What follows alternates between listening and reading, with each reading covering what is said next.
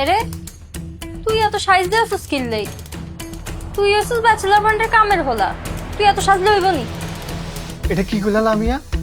আরে বুঝি তোমার কাছে কামের হলো লাগে? আমি হচ্ছি ব্যাচেলর পয়েন্টের অন্যতম সদস্য, কাবিলা ভাইয়ের বন্ধু এবং ছোট ভাই।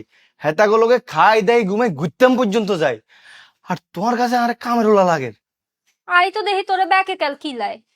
তুই বালা কথা কইলেও কিলায়, তুই খারাপ কইলেও কিলায়। সারাটা সিজন 4-এ তোরে কাল কিলাইছে। আরে বাবুরে, তুই তো আমগো বন্ডিংটা বুঝলাই না।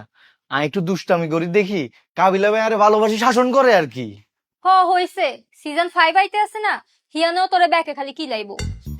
এরিও লামিয়া, তুমি কিন্তু ইদানিং বেশি ফটর ফটর করো।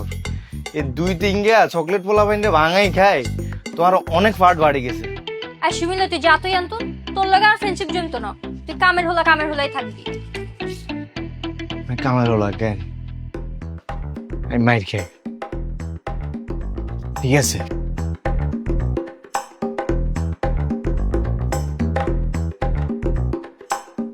আচ্ছা ইভা, তুমি কেন আমার সাথে এমন করতেছো? আমি কি দোষ করছি? আমি না হয় তুমি ফোন কাটি দেওয়ার পর 2বার ফোন বেশি দিছি, এটা কি আমার অন্যায় হয়ে গেল? উফ, আমি কি ডায়লগ লিখছি রে। আচ্ছা ঠিক আছে, আর কইতাম না। তুমি ভাইয়া। এবারের মতো এই যে আপনার গ্রিন টি এনেছি। আচ্ছা রাখ, আমি একটা স্ক্রিপ্ট পড়তেছি। আরে ভাইয়া খাইলন না। খাইতেছি দাঁড়া। আরে খাইলন। তুমি এবারের মতো আমারে এরম করেছেন কিনলে? আরে ভাই, আপনি জিম টিম করেন, আপনার একটু বডি মাসাজ করে দিয়ে দেন। আরে দূর টিমও লিখতে না সরছেন। আমি ভাই আমার আর এবার হলো অদ্ভুত একটা ডায়লগ লিখতে চাই। ভাইয়া আমার কাছে রিকোয়েস্ট আছে। শিমুল, কোন ধরনের উল্টাপাল্টা রিকোয়েস্ট, আলতু ফালতু রিকোয়েস্ট করন যেত না।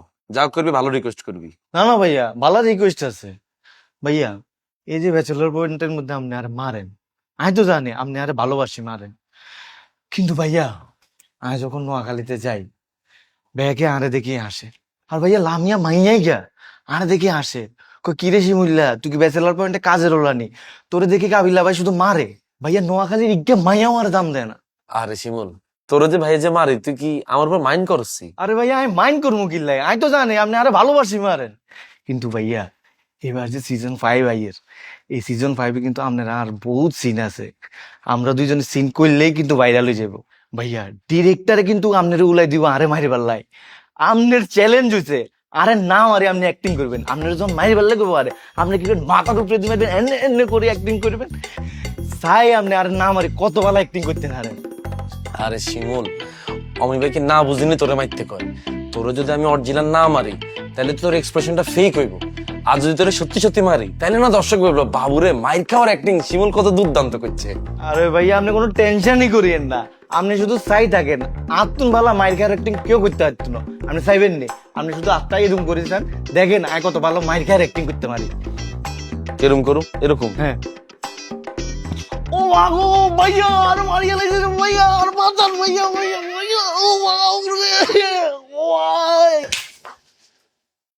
এই যে দেখছস, এখন কত রিয়েল এক্সপ্রেশন দিছস তুই। এতক্ষণ যা দিছস বেগুন ওভার অ্যাক্টিং। এসব ওভার অ্যাক্টিং অমি ভাইও লইতো না, আমিও লইতাম না, দর্শকও লইতো না। সিজন 5-এ তোরে মার খাইতেই হইব, ঠিক আছে?